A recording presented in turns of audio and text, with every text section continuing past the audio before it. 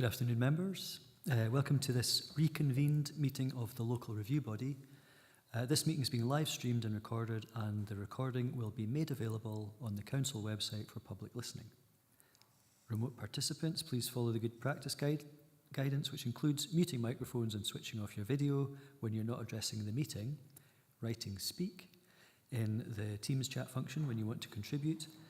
No material should be posted in the chat function if it's intended as part of the discussion, and the usual standing orders apply, including that any votes will be undertaken by roll call. All members should speak clearly and directly into the microphone when making contributions, and when referring to reports, please provide reference to the relevant page and paragraph to allow everyone to follow. Claire, can you confirm that the meeting is quorate?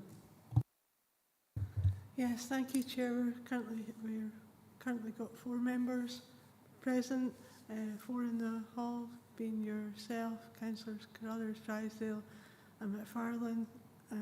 Councillor Jordan was at the site visit this morning, but is not currently in the meeting.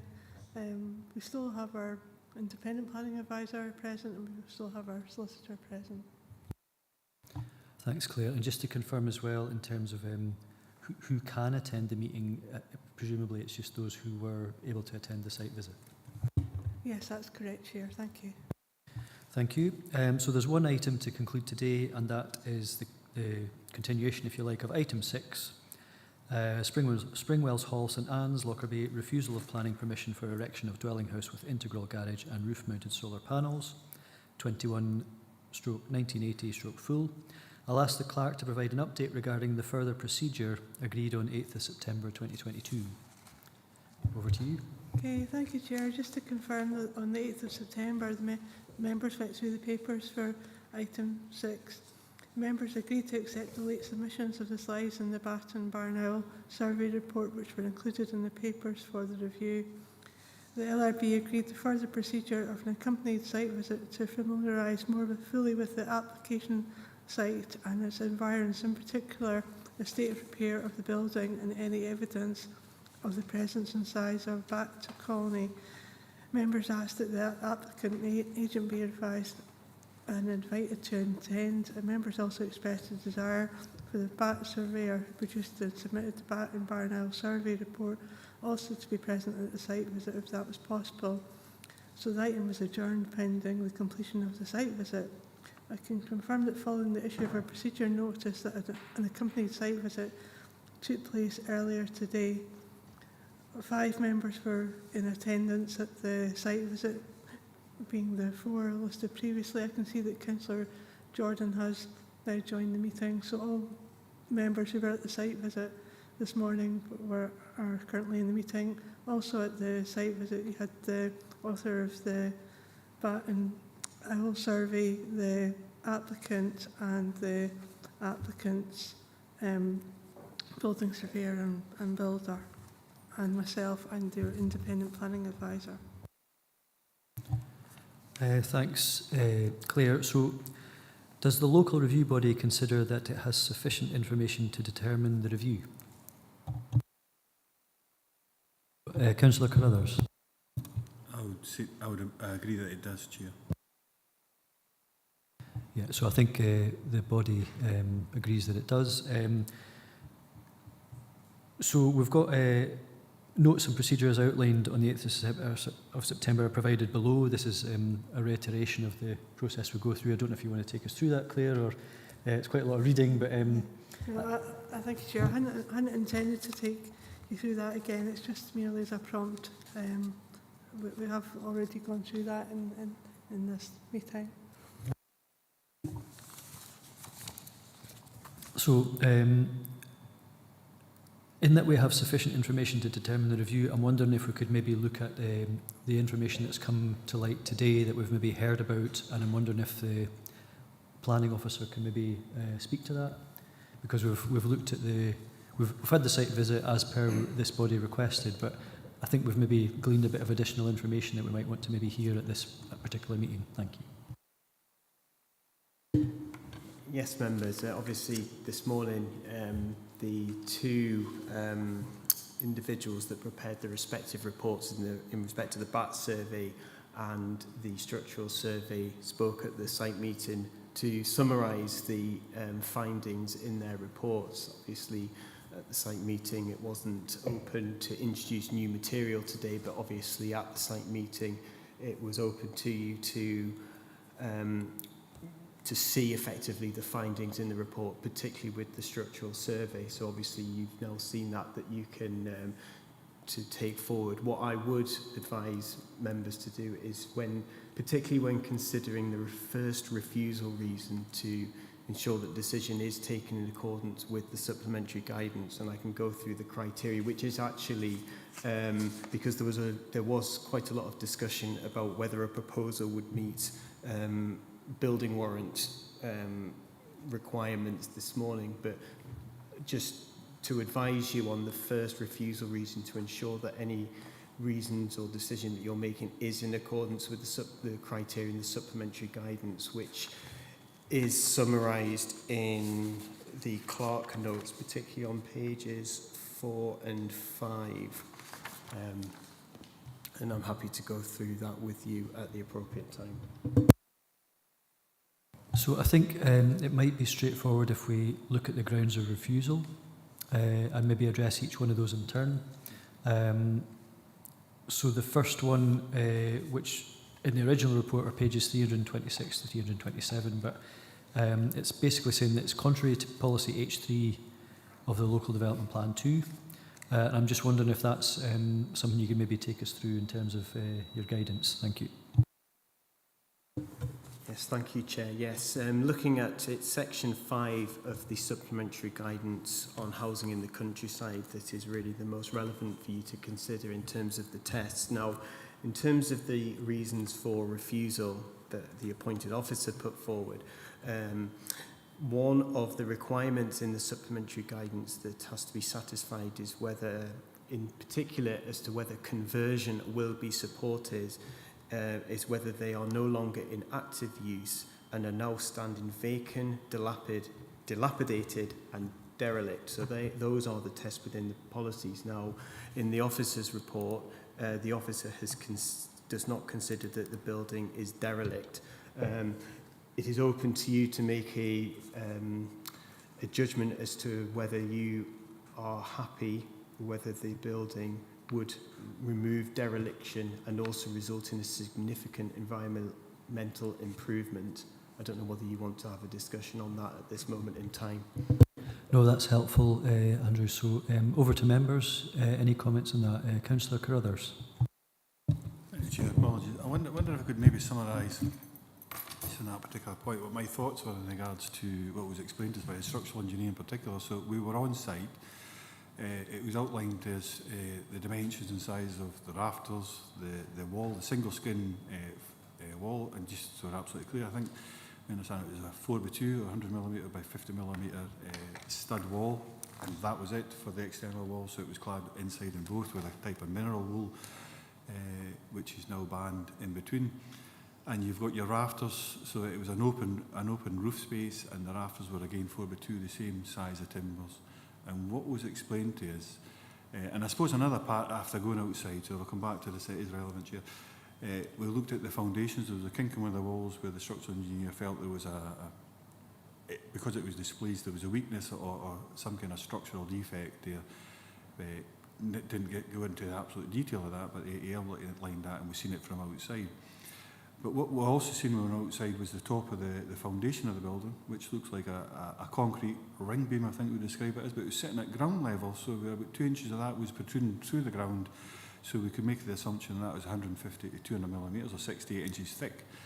So, and we know the standards are the top of any concrete foundation should be a minimum of 450mm to the top of that from ground level to stop frost thrust in particular. So that's one thing that stuck out to me, start with the foundation. So if they were to say develop that site, so I'm veering off a wee bit, but I'll come back to it, it'll make sense. If we were to refuse this today in real terms, or allow the original decision to take place, and there was a refurbishment of that building, so the 3 points were the rafters that are in place are too small to take the level of insulations in regards to building standards as we've been planning, so they'd have to be taken away and new rafters put in. The walls is a 4x2 stud. Now it's a 6x2 stud wall would have to be, so they're too small, they'd have to be taken away and new 6x2, new timbers put in place for them.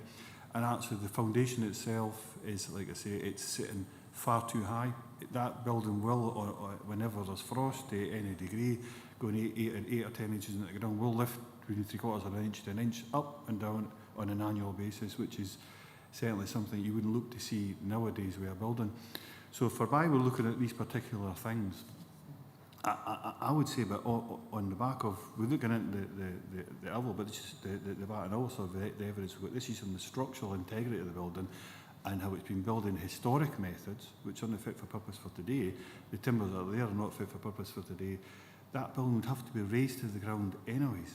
The foundations would have to be dug out, which to me, it makes no sense at all, just on that particular point. It makes no sense at all trying to do something ad hoc to make that building work because it's there. So the principle of development is beyond any doubt. That's been established a number of years ago. The change of use certainly, because it's not got to be a community hall. I want to change it to a dwelling house, so for residential purposes. So I think on those parts, Chair, actually my view is that actually it's unviable, and it would be silly to try and force somebody's hand to use an ad hoc approach, whether it's going back to the foundations, underpinning or digging them out completely. The extra work that would put on, and the timbers are far too small to cope with it. The foundation's probably not wide enough to cope with a cavity wall rather than a single skin. The whole viability of doing that, I know from experience, it just writes the whole thing off, right for the start. You wouldn't even think about establishing it. And we spoke about this, I think, at the last time. So if that building was to be left in its detrimental state as where it is, I wouldn't say it's absolutely derelict, but it's in a detrimental, poor state of repair. It would eventually become derelict. It would eventually become a broken down building. That's where it would lead to through time. That's certainly my view. So in regards to that, I think it's absolutely inviable to try and repair what's there, make do in whatever approach, and the best approach to put a building there, whether it's another community hall, whether it's residential in this case, would be to take it to the ground and start again. For the Bat and Owl, certainly the information we received today... Councillor Carruthers, if it's okay, if we just address the dereliction element first. Okay, right, if so, that's, yep. Sorry, get a bit of feedback there.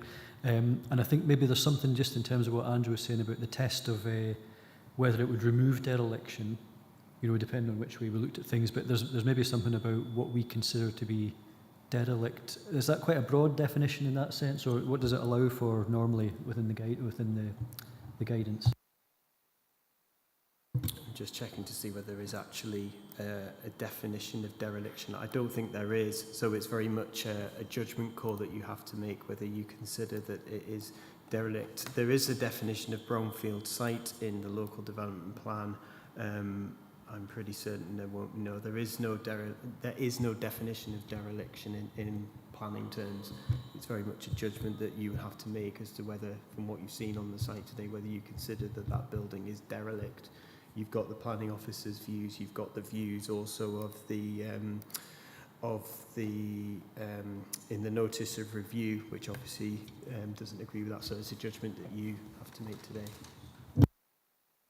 So at this point, I'll let Councillor McFarlane in. Yeah, thank you, Chair.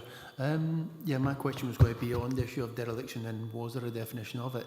I think I fully agree with Councillor Carruthers' comments in relation to that, but it appears from what Andrew's saying that it's actually subjective rather than objective, the definition of dereliction. What I'd like is a little bit of guidance on the fact that we believe that if it is not developed as is proposed just now, we'll get to a point where it will become derelict if it isn't already subjectively. And are we allowed to make a judgment based on that rather than the fact that it should be derelict as such? I don't know if you can... Obviously, you can only make a judgment today on the application before you. You don't know whether another proposal could come forward or not. You've got, obviously, one thing that is pointed out in the supplementary guidance is again, whether there could be alternative uses for that building. It doesn't have to be a dwelling house. Obviously, that's what's been put in front of you before. I suppose you need to have some consideration. There isn't any evidence to indicate otherwise. But as what is stated in the committee, in the delegated report, that officers have stated that conversion of the hall to another use would be supported. Obviously, that's not in front of you today, so you do have to consider, I suppose, what the likelihood would be of coming forward. But really, you need to look at this application that's been put forward. And the key things are the obviously the 3 tests that I gave you before. There are some other ones as well that you need to consider. So also as well, paragraph 510 of the supplementary guidance states that sites which make a significant contribution to the cultural and historic landscape value will be excluded from consideration, as will proposals which could, and then one of them criteria states the loss of architecturally valuable buildings. Now, within the paragraph 4.6 of the delegated report, so this is the council officers report, does state that they don't consider that the proposal has met that criteria because the council archaeologist confirms the local historic significance of the building, although I don't actually see in the papers actual formal consultation response with the council archaeologist. So how much weight do you want to give to that statement is up to you. But you can make a judgment there, and I think it would be worth you making a judgment today so that we are aware of what the reasons are in your decision as to whether you consider that would result in the loss of an architectural valuable building. So it's just following on from the discussion that you've just had, really. So you've talked about dereliction. I think it would be worth you having a discussion on the merits of that particular test. So I think Councillor Jordan was going to come in, but I noticed from the chat that she's the point's been clarified. I was going to, just on the dereliction part, and I did, so just looking at, so if you've got the original papers, page 273, I think it was, on item 6, paragraph 4.6, and I think this is kind of where we're talking about removing dereliction and securing remediation. So in that paragraph, it does highlight that it's only where conversion and reuse is not practicable or desirable will redevelopment be considered. Now, I think we heard today on site about the challenges around the practicality of redeveloping the existing site, given the current state it was in, the fabric and type of building that it was already, the issues about the foundations, the wooden floor over the solum, the rot, and the various other issues about the structure and fabric of the building, that if you were to actually secure remediation for that, that sounds like it would be beyond, to meet current standards, it would be beyond, from the structural engineer's point of view, or the surveyor's point of view, it would seem to be at least a case to be made that it would be beyond actually remediation in any sort of practical sense. And I'm just wondering if that's maybe something that's worth discussion, and would that be in line with what the guidance allows us to do as members? I mean, remediation is really talking about contaminated sites. So those sites that are heavily contaminated, that's really where that part of the policy is aimed at. And in terms of where conversion and reuse is not practicable, and it's about maybe that practicability of conversion given the current state of the building as we saw today and on site with the expert. Yeah, that's quite wide ranging. I suppose this goes back to the previous question: what is the practicality of converting that building generally into an alternative use? That you can consider the wider implications of that. I mean, I would suggest to members that there's a potential there that in the broadest sense of a definition of dereliction, this could potentially fall into that, and it seems to be up to members to make that determination. On this point anyway, that's what I'm taking from that. So any other comments from members around that? Or, I mean, Councillor Carruthers, you had made the case in your argument on that basis, and Councillor McFarlane, you were supportive of that generally, but is there anything you'd like to add to that? Thank you, Chair. I'll give it to Pauline because as a second time speaker. Thank you very much, Chair. After the site visit today, I do believe that we took the points on board from the structural architect and the builders, and saw that it was going to be harder than we probably first thought. However, I don't know, Andrew, if we can talk about the design, quality and placemaking in OP2. In my mind, should we go ahead or not? But if we went forward with this decision today, to me, the proposed design is too contemporary and isn't in keeping with the landscape, which brings into policy OP2, design and quality and placemaking, into disrepute. So I don't know at what stage, if we as an LRB have the powers or ability to talk to the applicant with regards to how that could be done in a more sympathetic nature, but perhaps that comes later in the debate. I feel, looking at some of these, I think they're called Hoff houses or black houses that are being developed across Dumfries and Galloway at the moment, they don't particularly sit well in our landscaping because there are only a certain amount of months in the year whereby we have trees, which softens the landscaping features. So therefore, a larger structure that's just black does actually stand out quite a lot. It's not unattractive, but to me, it just doesn't quite fit with OP2 and design and placemaking. But to me, should we be minded to reverse the decision today, I think it would actually beneficially redevelop a brownfield site. But to me, the architecture and design doesn't meet placemaking standards. But I think that would be for later debate. Thanks, Chair. Thanks, Andrew. And if you want to comment, Andrew, thanks. I mean, well, that's obviously the second reason for refusal was on design. So at the moment, we're just we've been talking about the first one of the principle. I think they are different considerations in that, effectively, if you were to decide today that you weren't going to uphold the appointed officers' refusal reason one in terms of principle, you're effectively accepting that the principle of a dwelling house on that site, a new dwelling, could be acceptable.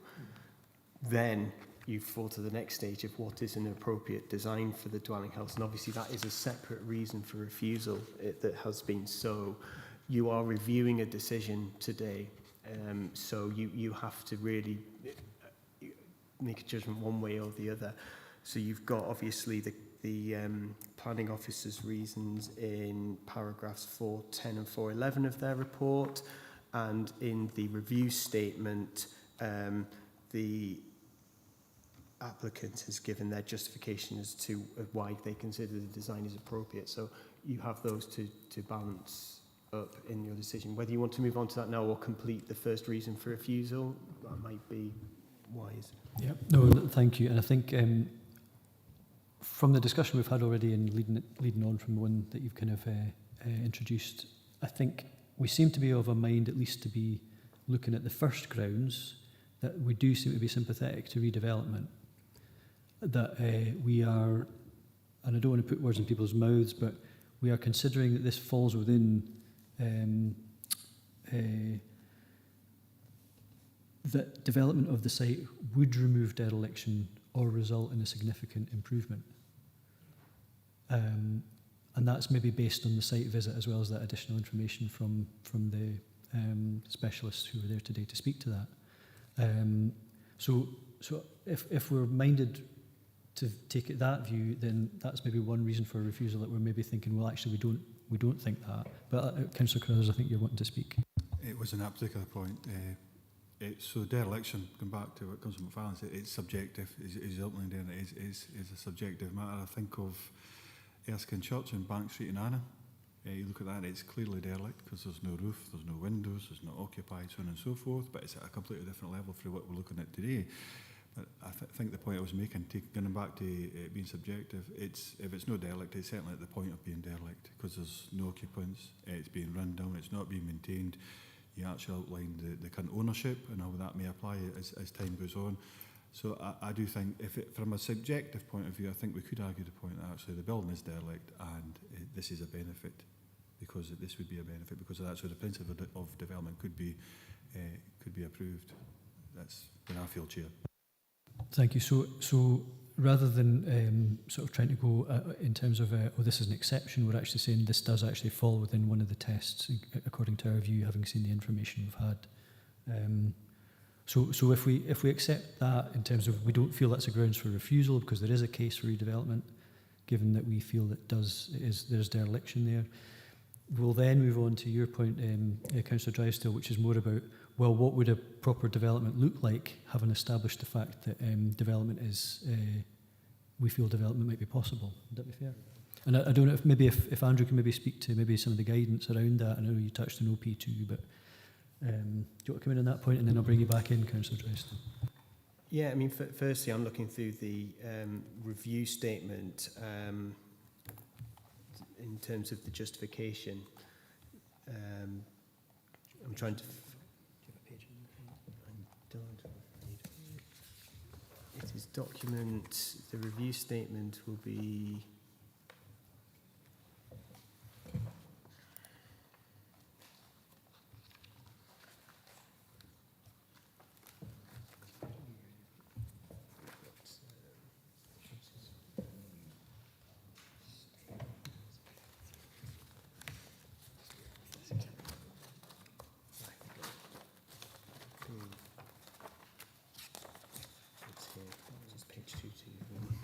Sorry, folks, page 221 in the original papers. Thank you. And justification, the applicant's justification for the design is in the second paragraph, effectively with the use of black finish, effectively that the justification provided is this enables the eye to draw better distinctions among different shades of green in terms of the black. That's something that's been pointed out in support. What I would say is policy OP2 is the appropriate policy. That is our design policy. It applies to whether it's a single house or whether it's for a residential development of 100 houses. The key thing in LDP OP2 is, and I'm just going to get the policy ready so I can recite this to you.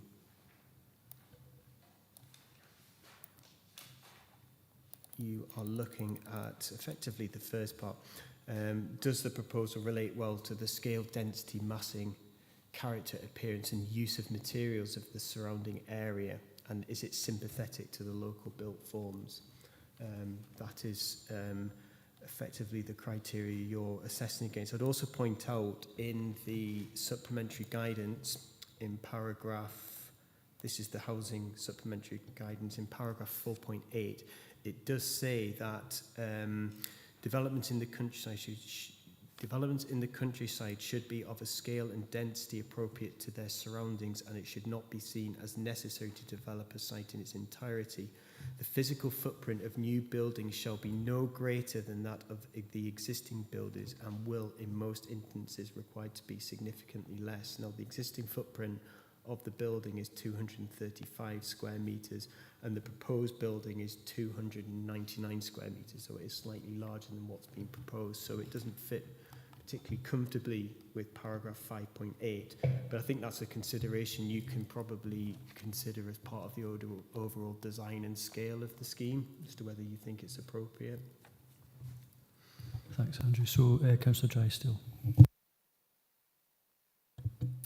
Thank you very much, Chair. I suppose I have to watch that it's not just a subjective viewpoint of my own here. It has to be the whole committee. Personally, I wouldn't have a problem, I don't think, with the increased massing if the materials used were softer and more in keeping with the surrounding environment. So softer woods, for example, or the nice coloured woods that you can buy nowadays. Therefore, the scale and massing is more in keeping with surrounding countryside. But that is just my viewpoint. I think probably from yourself, through you, Chair, if Andrew could give us an idea, I think it's the upper level, the parking area that's to be raised, is that right? But the scaling of the lower level might be roughly the same size as the current building. So if we could have some clarification on that, it might help us to come to some sort of decision. But again, I accept that the rest of the committee might not agree with me on the use of materials used. Obviously, at present, we need to bear in mind that it's a red roof, but to use those products anymore, the only alternative would be, I think, probably Councillor Carruthers would have better information on this than me, would be Spanish tiles. So they're not always that practical in this country.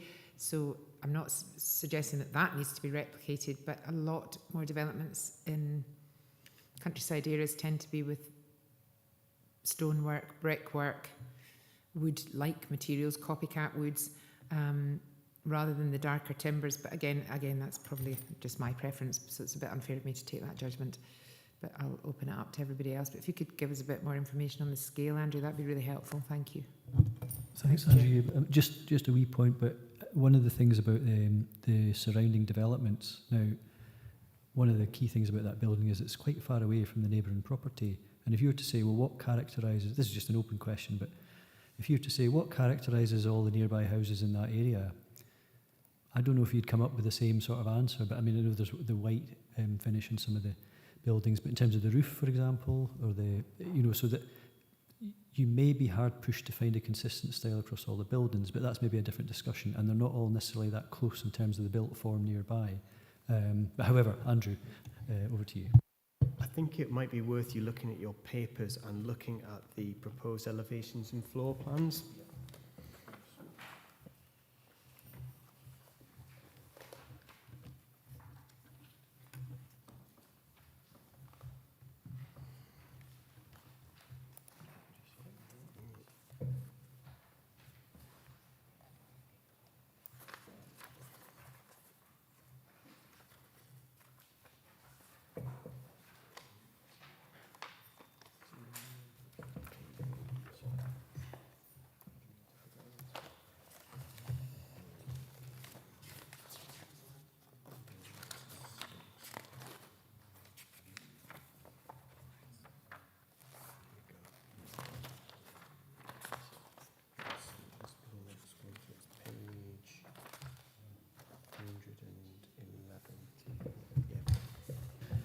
Apologies again, folks. So the page is 311 in the original papers. I think there might have been a PDF attachment circulated to the team's invite for today, but it's also in the papers as well. Thank you.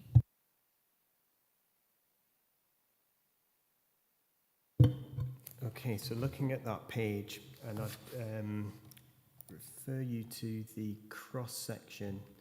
In the middle of the drawing, you've got section north elevation. Now, it's the area, there's a hashed line underneath the garage which indicates the existing site level. Very faint line down here. Yeah, so you can see that there's a hashed line that's showing you the existing site level, and you can see how much the extent of the garage is being raised. And if I zoom in on my plan, it is being raised by effectively a metre at its highest point. So the existing site level is between 10 to 10.5 metres, and the garage floor level, according to this section drawing, would be at 11 metres. So that illustrates the extent of land raising that's been proposed.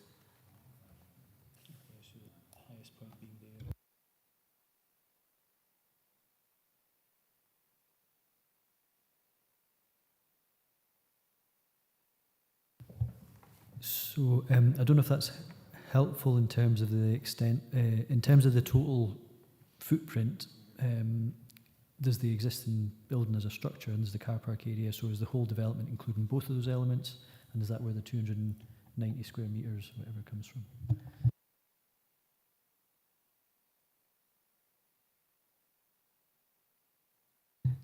It's the information that's within the review statement. It just says the original hall, extensions and store building have a footprint of around 235 square metres. So that's information provided by the applicant. Okay, so does that help at least clarify what the figures mean there, Councillor Drysdale, in terms of the footprint? Okay, thank you. Councillor McFarlane, do you want to come in? Yeah, thank you, Chair. I really don't think, having visited this morning, I don't think that the increase of 30 square metres on that site is a big issue, because, as you've already identified, there is no close neighbours to it. If the site is wholly owned, clearly it's not an excessive increase in footprint.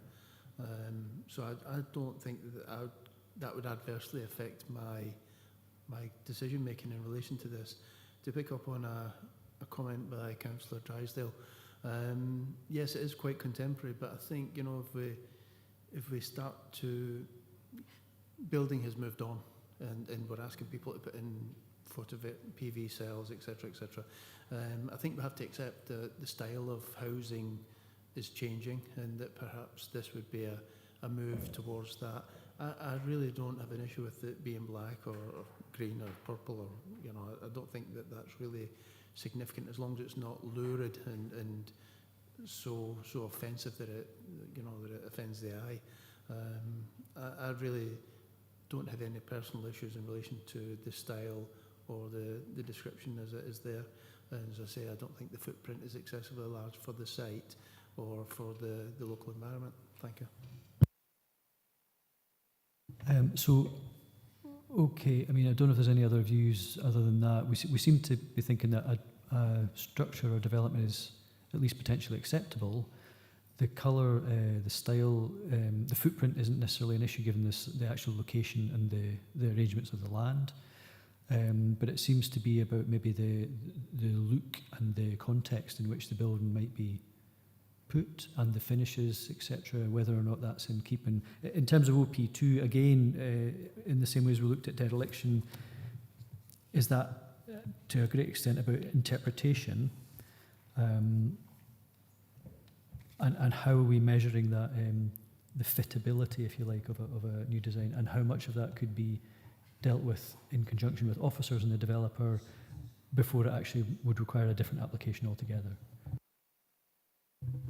At this stage, it's really down to what's been placed in front of us, and that's because it is a notice of review. It would be open to the applicant to pursue a different design if it was felt that that design was not particularly appropriate for the surroundings. Effectively, going back to the Clark notes on this particular point, and I've also noticed in the report, there is, although it's not been taken forward as a refusal reason, but there has been concern raised by the appointed officer in regard to some loss of trees on the site, but it doesn't appear that that was taken forward into the refusal reasons, but that would sort of coincide with the scale of the development and the changing of the land level concerns that was raised by officers. Effectively, going back to the Clark notes, would the proposal be sympathetic to local built forms, maintain or enhance the local character or identity of the area, or respect the important physical, historic and landscape features of the site and its vicinity, such that it would integrate well in its landscape setting? And contribute positively to the existing built and natural environment. That's, in a nutshell, what you're trying to decide today.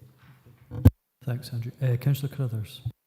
It's a line on point for myself, if you don't mind, on the back of the question you just put there, Chair. So if, say we were content to overturn conditions, reasons for refusal 1 and 3, because of the mitigation for the bat and also we're still to get onto that. Number one, so I'm just putting it a hypothetical question. So say that was the case and 2 we were a bit sticky on, so to speak. Now, my understanding is if say this we went to the Department of Plan and Environment and Appeals, so it had been to committee and it went to them and the Scottish Government overturned it on 2 points but actually left it in the last one. It came back to the council would have to consider the fact that the Scottish Government had done that through the department, and that would be a material consideration. Therefore, the principle of development would have been established in that way. But I understand that's different for the local review body. So if, say for some reason, we took the same decision today, and somebody came back with an application which was a similar case, but there's a slight design change, the principle of development would still not be up for when it comes to this level of change. The decision that we make would have no consideration to a planning officer as they go forward. They would stick to the same decision. Is that the case? Just so I understood the question correctly, are you saying that if you decided that you wanted to overturn the reasons 1 and 3, but weren't happy to overturn refusal reason 2, would the principle of a dwelling house there be accepted? Effectively, it would be, because you have the power to vary the decision of the appointed officer. So if you don't agree with that reason for refusal 1, effectively what you're saying that you would be disagreeing with is the design, in that you don't consider the design to be appropriate, but you would be accepting the principle of the development. That would, if a new application came in, the decision of the local review body would be a significant material consideration.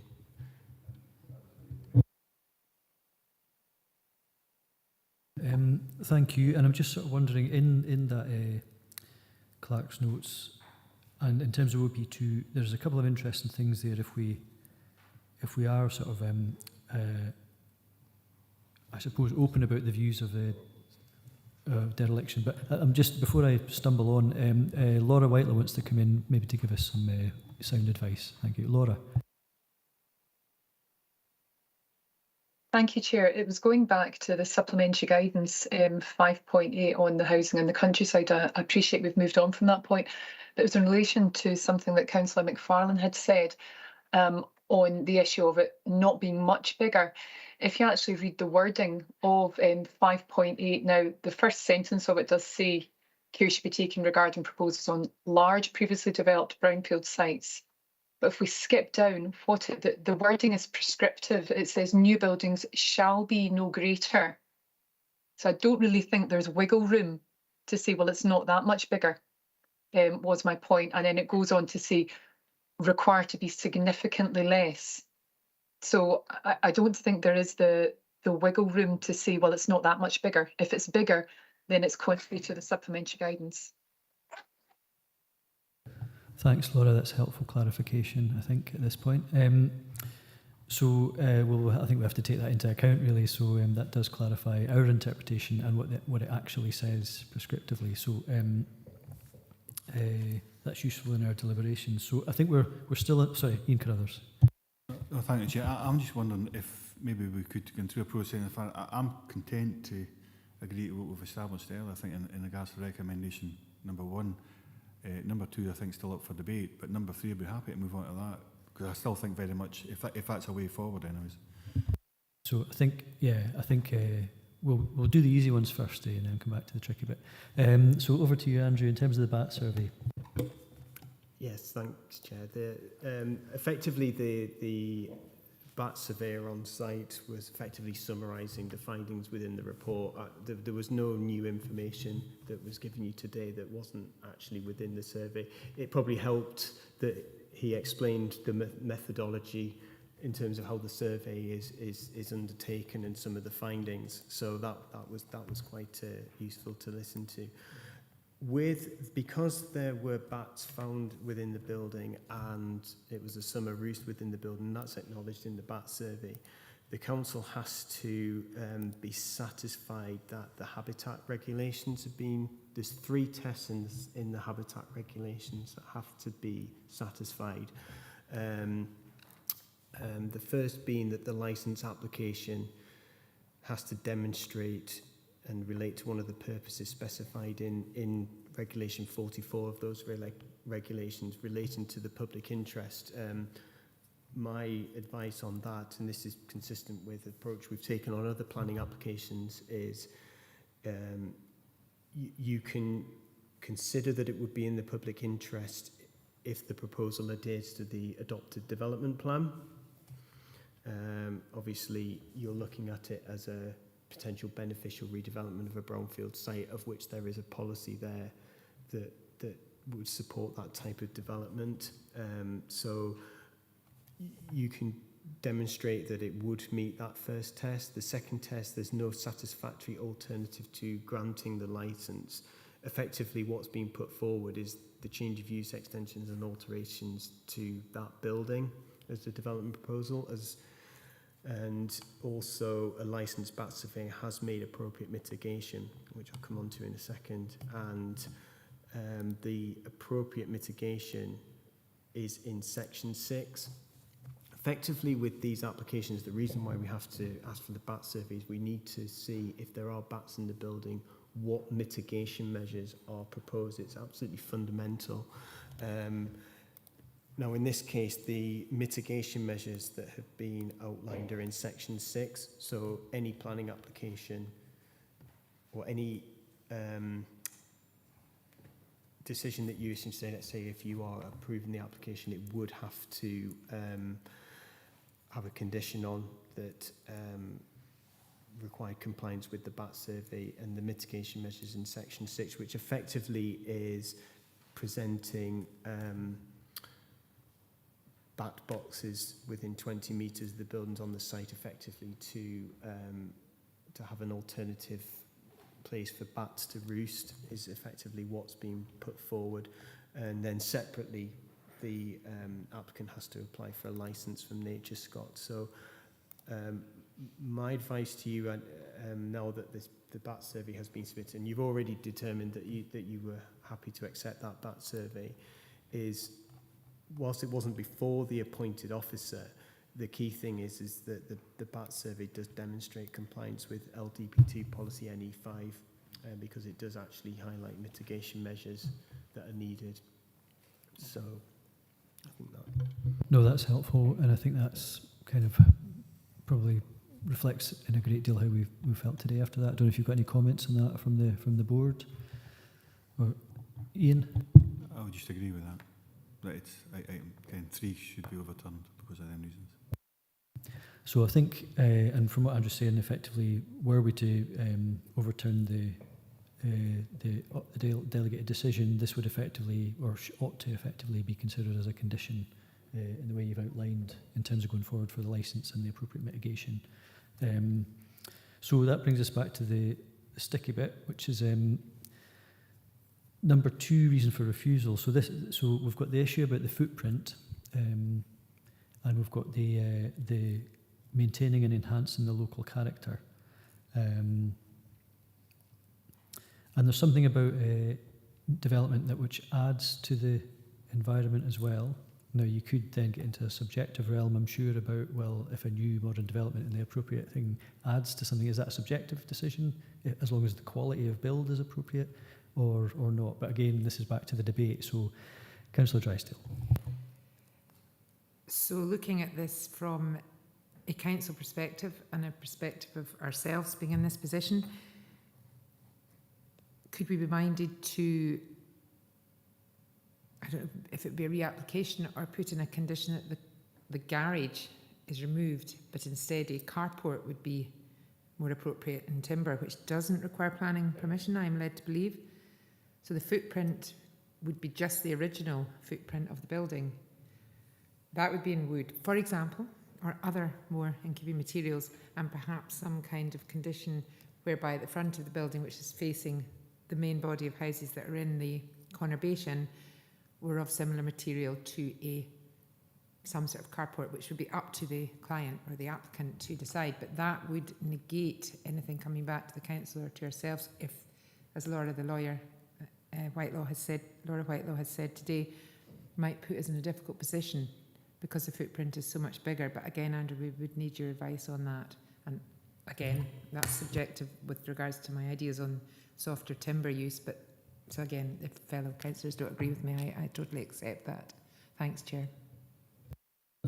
I would advise you to really stick with what's wrong or what you consider is not right with this proposal, rather than trying to stipulate or advise on what. If there's particular, the key thing is ensuring that any reasons that you have today as to why you think the design is inappropriate are clear, so that actually they can be addressed. But I wouldn't go as far as to sort of saying, oh, well, don't include the element of the garage. Really just focus on, you know, the footprint of the building, its mass in scale and its appearance, and make sure that the decisions that within the decision is clear why the design of this proposal is not considered to be acceptable. Councillor McFarlane. Yeah, thank you, Chair.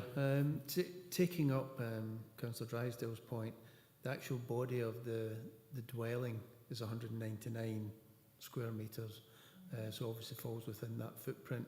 However, if we are being guided by Andrew not to offer alternatives or not to give a consideration to conditions which would change the actual application that's in front of us, then based on the legal advice we're getting is that we need to refuse this. I mean, I think it's why we refuse it, which can maybe allow a way forward if that's what we do. Councillor Crothers. I suppose we need clarity on Andrew's point, but my understanding is we could still make an exception for material planning reasons that would put forward. Again, if we felt there's a material reason why we'd accept it being 290 rather than 240 or 50, whatever its original footprint is, we could put those reasons forward if required. I suppose, and that small point, just start off with, Chair. Yeah, I mean, I think ultimately it could be that is guidance, even though it's prescriptive, and maybe again just to check on that. So if it's supplementary guidance and it's prescriptive in the description of what it's talking about, does it still fall to members then to actually decide, well, whether or not an exception would be appropriate given planning gain in other respects? Effectively, because you're reviewing the decision, you are looking at it is quite open, effectively, in terms of the wording of that, but you are on the right subject in terms of what you're looking at in terms of the design and the appearance of the building. And if you consider that the materials are not appropriate for that, then effectively what you're saying is that it wouldn't enhance the local character or identity. In some ways, actually, what you're saying is if you don't consider that the material and its colour is appropriate, is that you'd say it's probably detracting from the appearance of the area.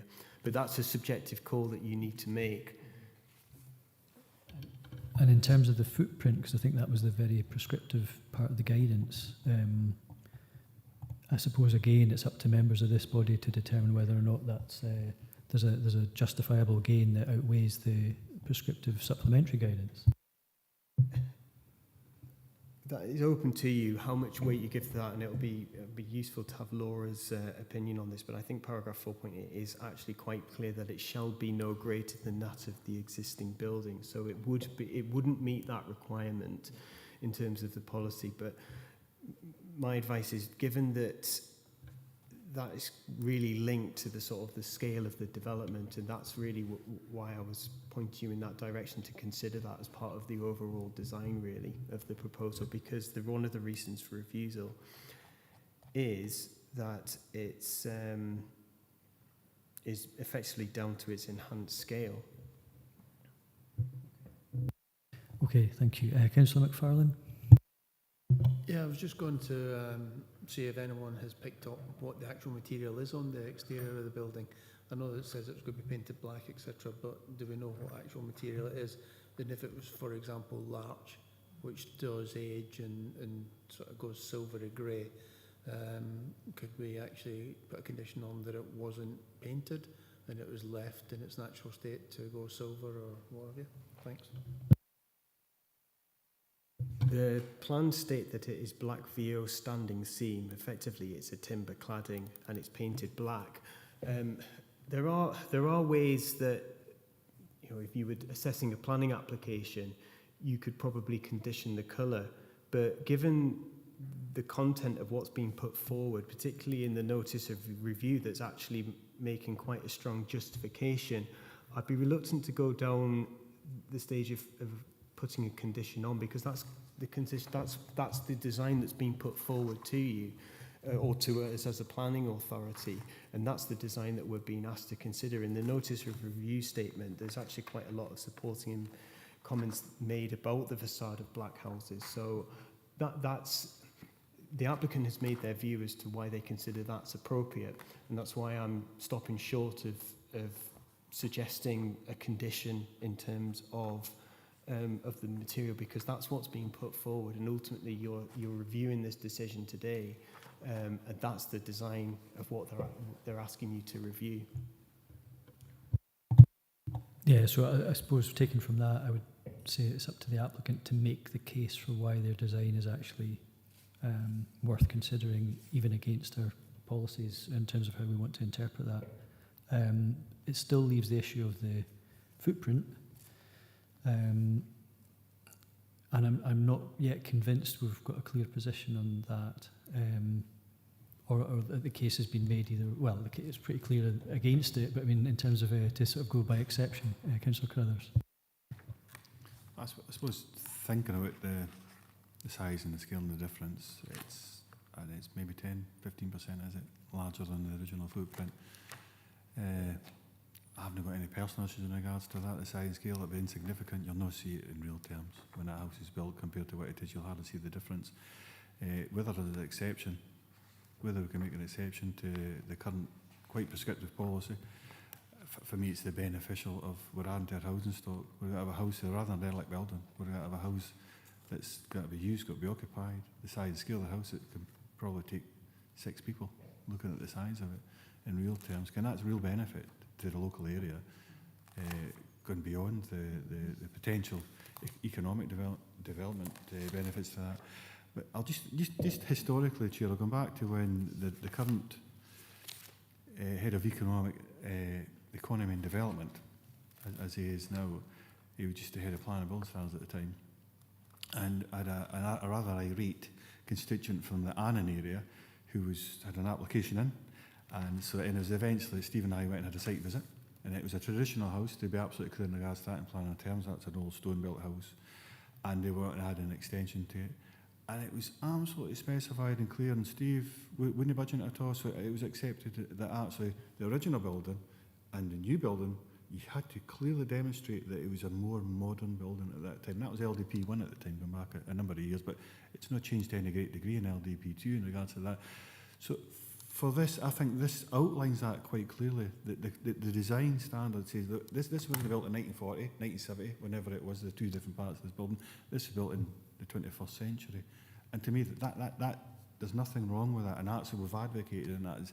And the current head of economic development made that clear to me at the time. And that was then put forward as an application, was agreed, approved, and then built out thereafter. So, I mean, for me, that's significant that for it doesn't fit in with the local Springwells farm. You've got the cottages, you've got the local traditional buildings, you've got tin roofs, you've got slate roofs, you've got everything mix and match in that area. This would significantly say, okay, that may well have been, and it's not that far off, because of the size and scale, it'll look the same, especially from the streets and the roadside. You'll not see any significant difference actually, but it's a dwelling house, it's not a community building. And to me, that's important. So there it is. It might have been a community hall at one time. It's now clearly a residential, and it was built in the 21st century, not in the 1940s. So that's where I sit with it. I'm content. I'm actually all right. I know, Paul, and I've got a view in regards to that, but I'm content with it. Suppose just let me get my glasses on, Chair, to come back to Region 2. I'm content with it, but the historic side, Andrew mentioned that earlier. All respect to Andrew, I don't think it's got any historic merit at all whatsoever. It may be old, it may be part of the community, but it's quite a number. I think it's been decades now we're talking about it's been there. And come back to the rest of it's covered with what I've just said in regards to 2. I'm comfortable with making an exception for the reasons I've just outlined. It's gone back to historically my experience and the guidance that I was given by the head of economy and development, as he is now. We should show that significant difference. That was then, this is now. Thanks, Chair. So, I mean, just sort of fielding that a little bit. I mean, when I was looking at this, I think you have to balance preserving the history with how history goes into the future, because it's an ongoing story, isn't it, of development. And as much as possible, we try and keep things within the sense of place. But what makes a sense of place in the first place is bold development sometimes that then inspire others. So, yeah. So when you're talking about design quality, for example, is it sympathetic to the local built forms? Well, there's a few farm and other buildings nearby that you could characterise perhaps, but they're not all the same. Does it maintain, I don't know, or does it enhance the local character? Well, there's an argument depending on what you call enhancement and what that might look like. It might be different, but it might enhance something. I'm not saying it does or doesn't, because at the moment we're just looking at a review, but in terms of respecting important physical, historic and landscape features of the site, I'm not sure we've established how important those features are, given that we've kind of agreed that it's a sort of derelict building. And also, does it contribute positively to the existing built and natural environment? Well, again, what does contributing positively to something if you've got a modern fit-for-purpose development for the 21st century as opposed to for the 19th or 20th century. So I'm sure there's a bit of play around that, but at the moment you're the only one that's put forward a case. But I'm trying to sort of accept the fact that we still have an issue of, would this be an exception given that we've got a larger footprint? Maybe there is a case for that, and I suppose ultimately it's up to the members of this body to make that exception if they feel it's strong enough. But as Andrew's already pointed out a couple of times, the case that the developers made in their statement is the one where they're putting forward, this is why it should look like this. And I don't know if we feel that we agree with that sufficiently to outweigh or to be an exception to the guidance that we've got to consider as well.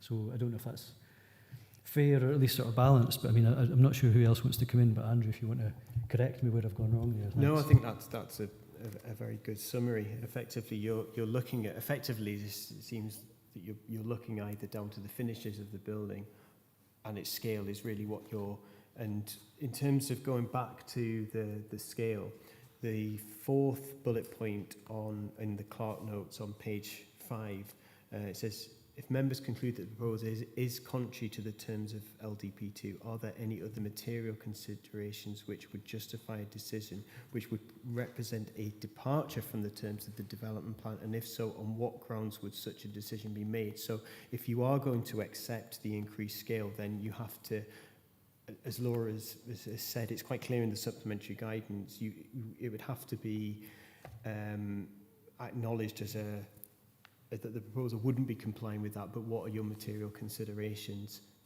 to go against that? And you've obviously started to highlight some of those now, but it's just so that any decision can record that properly. Thank you. So, conscious that I've said a few things there, but any other members want to come in? Councillor McFarlane. Well, whilst I appreciate what Laura said in relation to the footprint originally, again, if we look at the context and touching on what Councillor Carruthers said, you know, about the way forward perhaps for building, we have to accept that this building was built at a time when, you know, the need for it was such that it was just addressed, it was meeting the needs of a small community. It was a purpose-built building for that. What we're looking for now is a purpose-built building for family, which they have identified as they need more space. The context again in which it sits at the side of the road, surrounded by trees, etc. I don't feel that we would be setting a precedent by doing this, because, you know, the situation and the location that they're looking for is quite unique to there. That's not to say there's not other corners, other fields, etc., etc. But, you know, the locality of where it is, what the local environment is, and the sort of the nearest housing and such, I think that we could make an exception in that it wouldn't impinge on anyone else. It's contained fully within the boundary of the land that's owned by the person that owns it at the moment. And I don't feel that there would be a detriment if we were to do it in this case. Thank you, Chair. Yeah, thanks, Councillor McFarlane. I think what sticks with me is that it's the dereliction issue, because I think across the region we know derelict and abandoned properties are a problem for everywhere, but I know it's if we're outside of this chamber, we'd be talking about it in a different context, for example. And how do you deal with that? And what's presented in front of us in a unique scenario could be argued to be, this is actually a positive enhancement to development of a brownfield site that's otherwise considered derelict. What other options on the table, you could say? At the moment, this is the one in front of us, but the exception to OP2 could be taking the strands of that, but setting them against, well, this is actually, because of it's a beneficial redevelopment of a derelict or brownfield site, because we've already kind of agreed that, yeah, we're sympathetic to that, and that in order for that to happen, you might have to, you know, cause a bit of friction with OP2 in this unique circumstance. Obviously, it's up to this particular review body to determine that based on the information we've got in front of us and the views of the members, and providing we're within the thing and we can provide a rationale or a case for that. I suppose that's what the planning team and the legal team probably want, but would that be fair? Yeah, I mean, effectively with the design, you've got that, there is that subjectiveness in the policy anyway. You either consider that it respects the appearance of the area or it doesn't. You've got one or two conflicting views there, which is, you know, that's a subjective call and decision that you can make in front of you. You've got the two cases, either the planning officer and the applicant, and really what you need to decide now is the appearance of that building effectively meeting OP2 in that, do you think it's sympathetic to the local environment or not? And also the scale. I think the scale doesn't seem to be the main consideration. I think now it's really down to whether you're happy with the finishes of the building. Thanks, Andrew. I'm just conscious Laura's indicated to come in again. Laura? Thank you, Chair.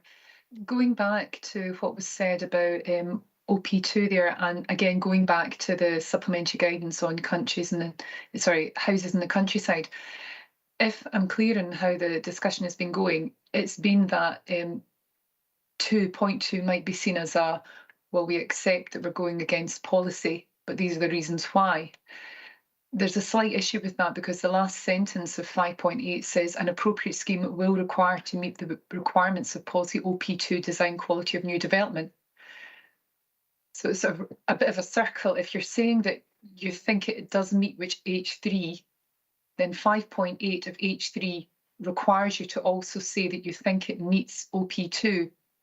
So where that would lead you was that, whereas discussion seemed to be suggesting before that we were going to reverse, or the board was going to reverse reasons 1 and 3 for refusal and vary 2 as being potentially a decision against policy, I would suggest that the wording of paragraph 5.8 would lead you to have to say that you do not consider it to be against OP2. Am I being clear? Yeah, it's a vicious circle. I see what you're getting at.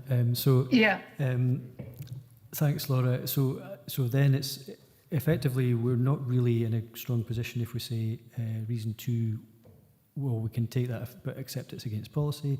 We'd have to actually agree as a board that no, on balance and given all the factors at play, we think that the weight shifts towards we can consider it as being within policy. As soon as we say it's an exception, yes, we're in trouble, basically. Yes, as soon as you say it's an exception, then that throws you back to 5.8 and having trouble there. Okay, so that's fairly clear. I think we're getting to a point where I think, it could be that we say, well, actually, this still, we're not overturning the decision, but actually the reasons for overturning the decision is simply this. And if a developer came back, having established that we accept that brownfield redevelopment would be acceptable here in terms of a derelict site, and the BAT survey, that can be part of a condition going forward, and we've got that heard to our satisfaction today. It might be that in order to keep this right and to keep it within the footprint that I think we want to have within policy, that the developer or a developer might need to submit something else for this site that keeps it within that, but that we're not, that this board is saying that that's the only thing stopping this from being overturned in full, potentially. Councillor McFarlane. Yeah, thank you, Chair. Just picking up on something you said there about the developer having to return and put forward an alternative proposal. If they were to do that, and in doing so, they basically put the same proposal forward, but there was a break between the main structure of the building and a garage facility as they've got on there. They submit that as one application. What they're doing is they're increasing the footprint, but it's not in one building, so it's like 2 buildings. Andrew, can you advise us with that? Does that clarify things? Is it muddy things, or is it just still under that policy? I would say that I'd say it muddies things because you could be prejudicing an opinion on a future proposal. You don't want to go down that route.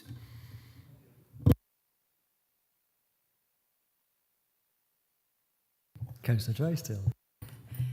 Yeah, I appreciate it's probably more coming from myself, and it is a bit subjective, so I don't want to muddy the waters anymore on this one. Like the rest of the committee here, I think we could go ahead as is. But the last question I just want to ask you, Andrew, through yourself, Chair, is there wasn't the tree planting survey and some trees were to be taken down. Might that be considered as a softening approach if we're to agree that we can go ahead? Should we be minded to? That was just my last question. Thank you. Thanks, Chair. In respect of policy NE8, where I've got this from is it's in paragraph 4.12 in the appointed officer's delegated report. States that there would be 4 mature trees and a length of mature hedge that would be removed, and no tree survey was submitted with the proposal, and therefore it states, in the absence of any justification, it's not possible to retain these trees, and the resultant adverse landscape and visual impacts, the requirements of policy NE8 have not been satisfied. But the difficulty is that has not been taken forward into a refusal reason. So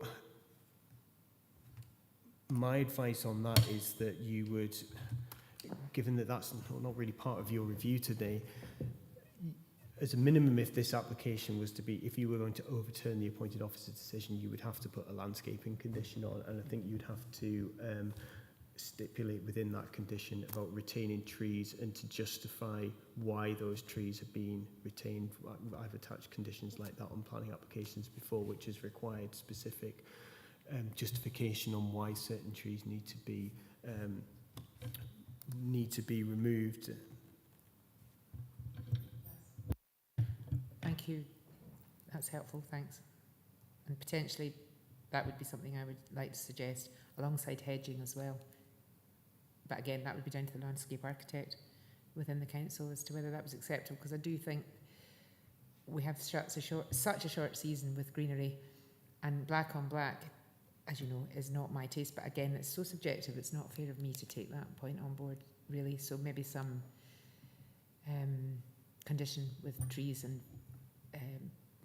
hedges would be something we could consider as a committee, but I'll leave that up to the rest of the members. Thanks, Chair. So I think potentially, if we get to a place where we are minded to allow this to go ahead, there's obviously a few conditions we'll need to consider anyway. I think landscaping and bat survey, all the sort of standard conditions, I presume. However, we're still, even if we do feel on balance or democratically or whatever, if it does actually comply in some interpretative way with policy OP2, we're still left with the footprint, which does seem to be quite prescriptive. And I'm just wondering if before you come in, Councillor Carruthers, if maybe if we did feel that it did fit with OP2, at least in the broadest sense, would we still be tethered by the footprint? And I'm wondering if Laura could maybe clarify that, because it seems like we either do have a discretion or an interpretation of that we could agree on, or we don't, you know. So I'm just wondering how the footprint and OP2 can be squared, if indeed they can. So Laura, if you're still on the call, I appreciate your view on that. Thank you. Thank you, Chair. Yes, no, I'm still here. If you felt that policy OP2 was being complied with, then that would take care of the last sentence of 5.8. The supplementary guidance is in relation to policy H3. And so we've already been discussing, saying that you believe that it is not contrary to policy H3 because of derelictions and redevelopment. On that point, you could say that as a material condition, as a material consideration, you don't think it's significant that it is so marginally greater, or I'm trying to think of the correct way to word this, that it, on that small point, it is contrary to the supplementary guidance to the policy. But you could say that for other material considerations, that's why you're going to see it as going ahead.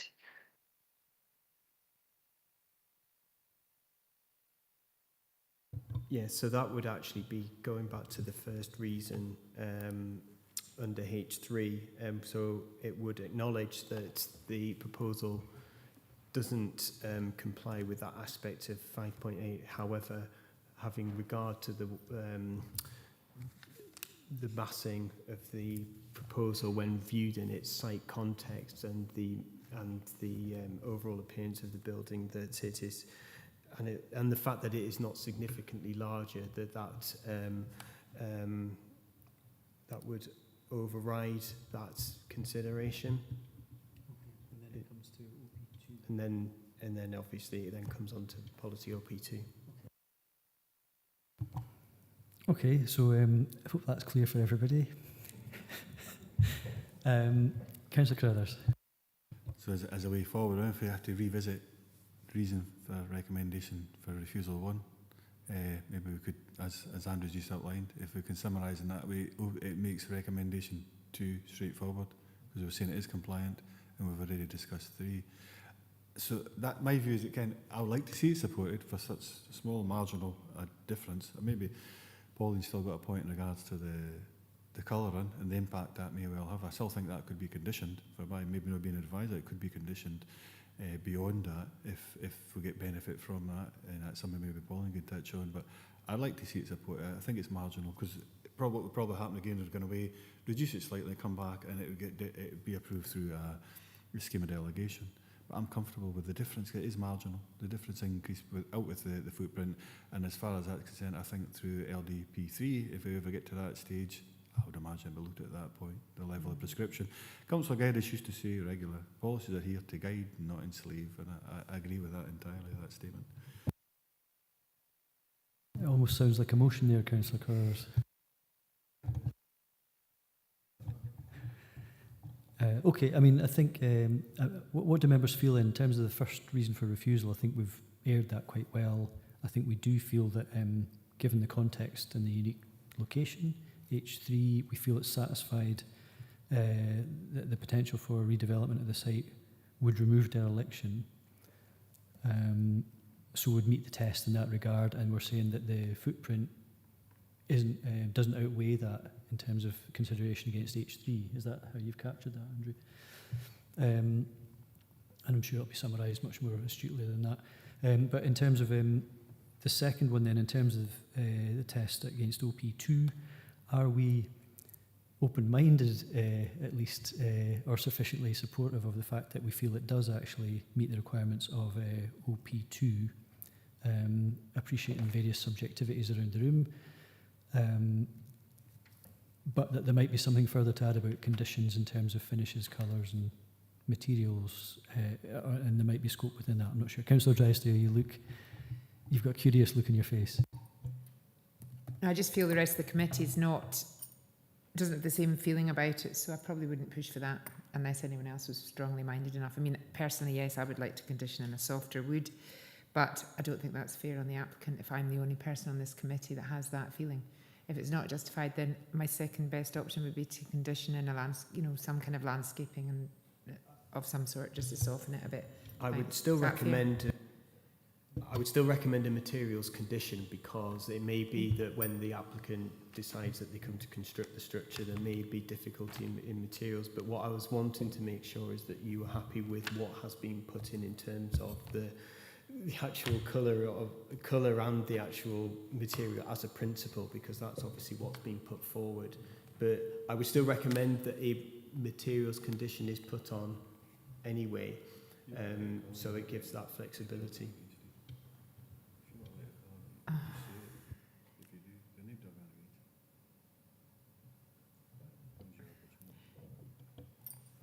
Well, on the back, sorry, your mic's still on, so I don't know if you want to come back in, Councillor Drysdale, just now. I think if the general consensus of the rest of the committee is not to condition lighter materials, then I think it's rather unjustified of me to condition that in if everyone else feels it fits with OP2. But what I would condition is just some sort of landscape, some kind of landscaping of some sort. If that's fair enough. I don't know how everyone feels about that. Thank you. Thanks, Chair. Okay, thank you. I mean, maybe the case could have been made. I've not heard from Councillor Jordan. She may be just wisely taking on board all the information and discussion. So our members around the table. Sorry, Councillor Jordan, I see your hand up. Thank you very much.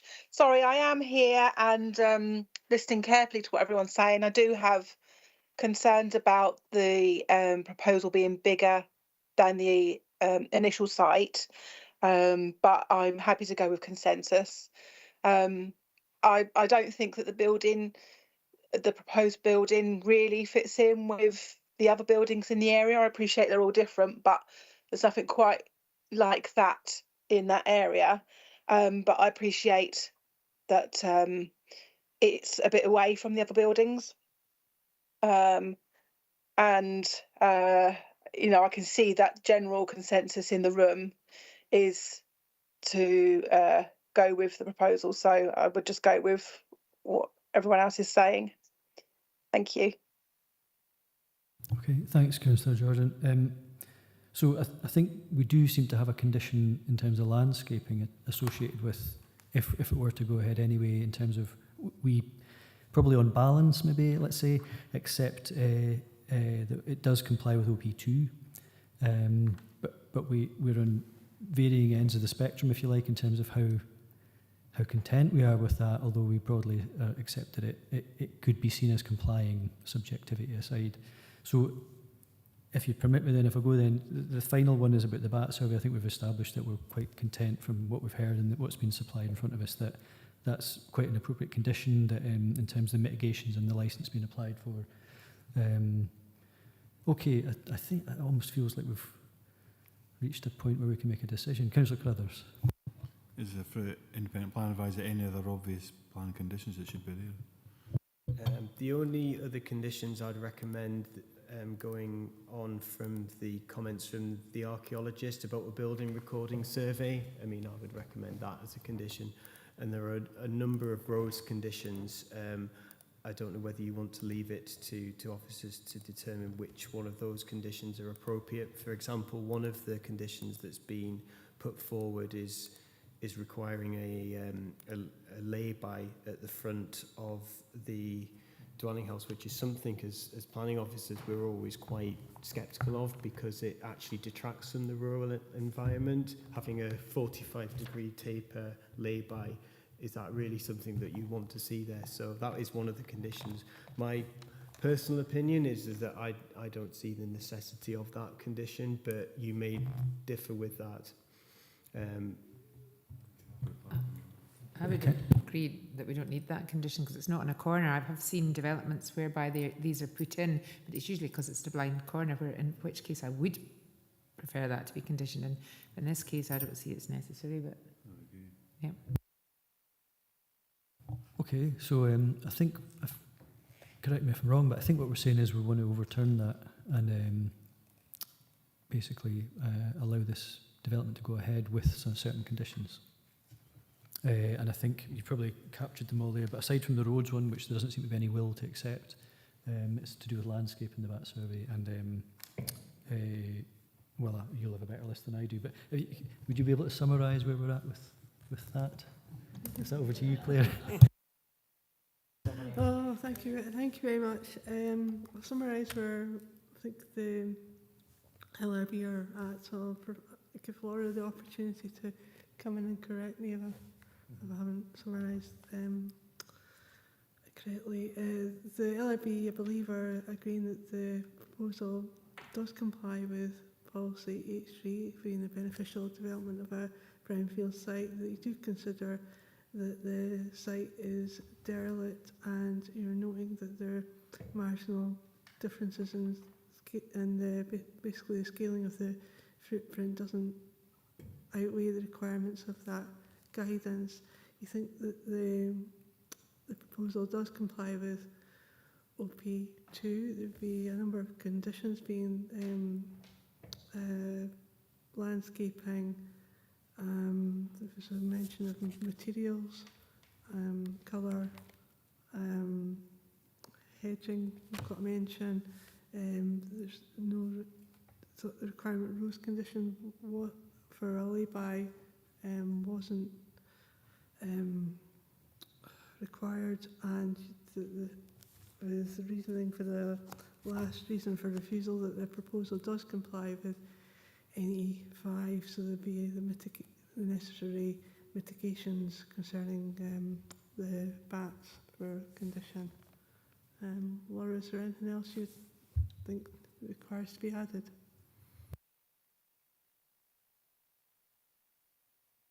Thanks, Claire. So it's just to get a wee check against yourself, Laura, in terms of any course corrections we might need at this point.